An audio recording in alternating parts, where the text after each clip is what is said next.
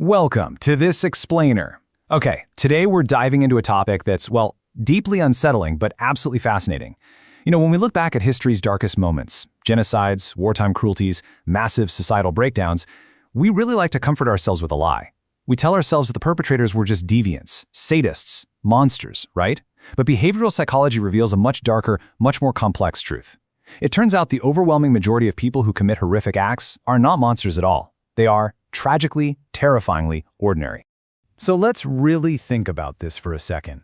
Think about your closest friend, your favorite coworker, or, that friendly neighbor who waters your plants when you're out of town. Now ask yourself, under the exact right conditions, could they become a monster? It's a heavy thought, I know, but the even heavier question we're going to explore today is, could you? Section 1. The Myth of Monsters. Our natural defense mechanisms tend to strongly favor what's called the dispositional view of human behavior. Basically, when someone does something horrific, our gut instinct is to assume they just have an evil disposition, like a rotten core. It creates this nice, neat boundary between us, the good people, and them, the evil ones. But decades of science have completely shattered that boundary. The reality actually points to the situational view. Morality isn't a concrete wall, it's a highly fluid boundary. Human cruelty isn't usually driven by a broken moral compass, but rather by a perfectly functioning psychological system that's essentially been hijacked by external situational forces. So the mind doesn't actually break, it adapts. Section 2. The Three Pillars of Cruelty.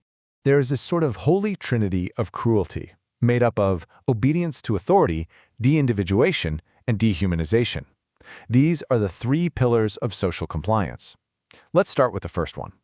Way back in 1961, a Yale psychologist named Stanley Milgram really wanted to understand how completely ordinary citizens could have participated in the Holocaust. So he set up a study.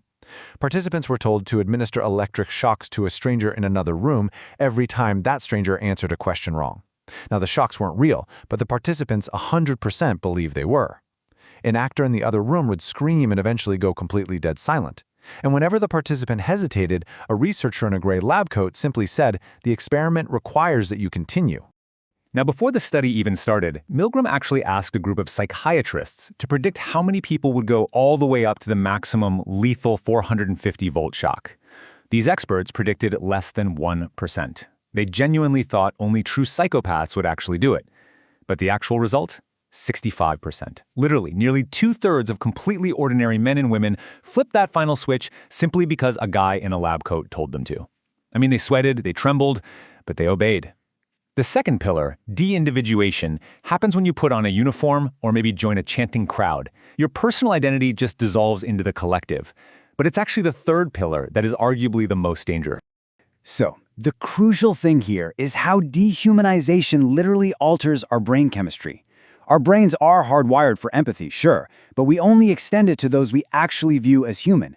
When propaganda successfully reframes a group of people as a threat or as subhuman, brain scans actually show that our medial prefrontal cortex, which is the part of the brain responsible for empathy, just fails to light up. We neurologically stop seeing them as people. And once you stop seeing someone as a person, well, any level of cruelty suddenly becomes completely permissible. Section 3. The Men of Battalion 101. Let's look at Reserve Police Battalion 101 as an example. Now, this wasn't some elite squad of radicalized killers. This was a unit of about 500 working-class men from Hamburg, Germany. We're talking dock workers, clerks, average family men who were considered way too old for the regular army. They were just shockingly mundane.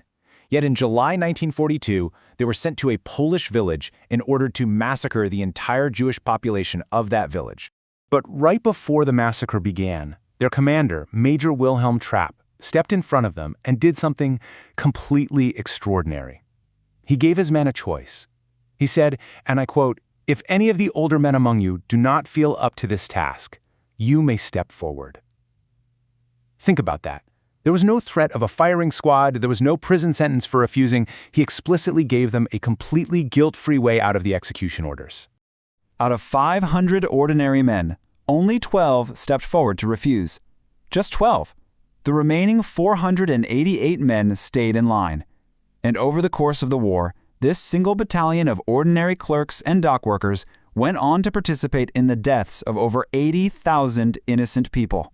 Decades later, historian Christopher Browning actually analyzed the interrogation records of these men to figure out exactly why they didn't step forward. And what he found was that the driving force wasn't some radical hatred, it was conformity. The men admitted they didn't step forward simply because they didn't want to look like cowards in front of their comrades. They didn't want to leave the dirty work to their peers.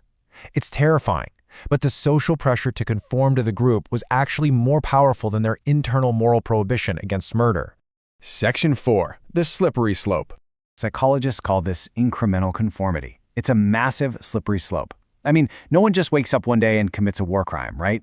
It always starts with a small compliance. Maybe you're asked to look the other way on something, or fill out some bureaucratic paperwork that indirectly harms someone. It feels totally minor, so you just do it. But doing so creates a huge psychological problem for you, which leads us right into step 2. That problem is cognitive dissonance. This is the intense, burning discomfort of holding two conflicting beliefs at the exact same time. You believe, hey, I am a good person, but you also know, I just participated in something bad. The human brain absolutely hates this discomfort, and since you obviously can't undo the action, your brain fixes the dissonance by changing your mindset. You start rationalizing. You tell yourself, look, I was just doing my job, or it really wasn't that bad. The moment you rationalize that first small step, your moral threshold abruptly lowers. You are now primed and ready for a slightly worse task. By the time you reach the bottom of that staircase, the unthinkable has been completely normalized. This leads to the scientific term for this chilling process, moral disengagement. It's almost like a psychological superpower we all have, the ability to just flip our conscience on and off like a light switch. And we do it in tiny ways all the time. But under intense systemic pressure, that light switch can become permanently taped down in the off position. Suddenly, the horrific becomes a daily routine. Section 5. The line inside us all. So, the true horror of human nature isn't that a few madmen can cause a lot of suffering.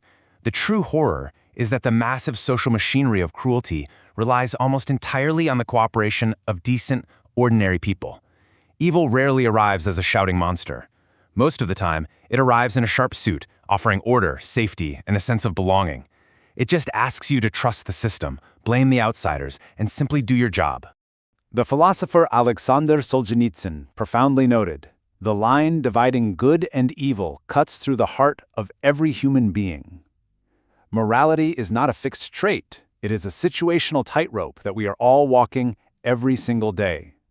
The boundary between ordinary and monstrous is so much thinner than we could ever imagine. Which leaves us with one final haunting question to ponder. If you were placed in the exact right system, surrounded by the right peers, and commanded by the right authority figure, where is your breaking point? Are you absolutely certain you wouldn't pull the switch? It's a deeply uncomfortable mirror to look into, but understanding this psychology is the very first step in ensuring we don't fall down that slippery slope ourselves.